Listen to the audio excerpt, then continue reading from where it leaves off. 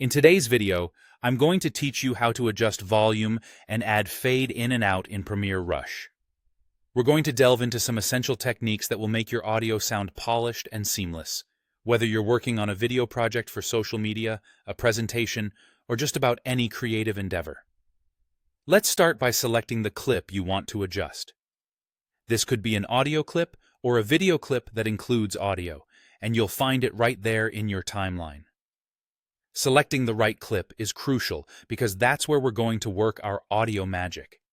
Make sure the clip you select is the one you actually want to adjust to avoid any unintended changes to your project.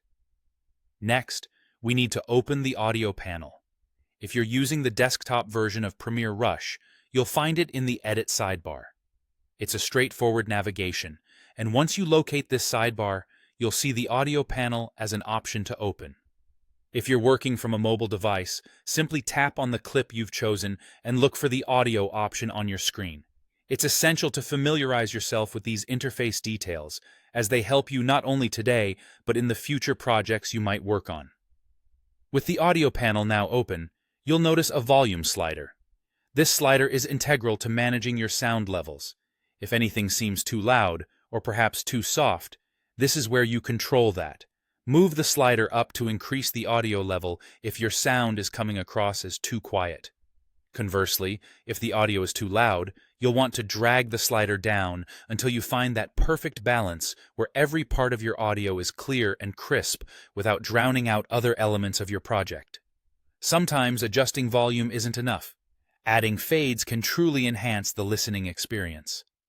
Although our instructions didn't cover it, consider exploring fade-in and fade-out options in Premiere Rush, as they can smooth the audio transitions beautifully, ensuring there are no abrupt starts or stops in your sound.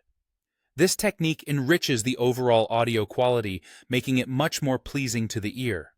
It's always a good idea to play back your project after making audio changes.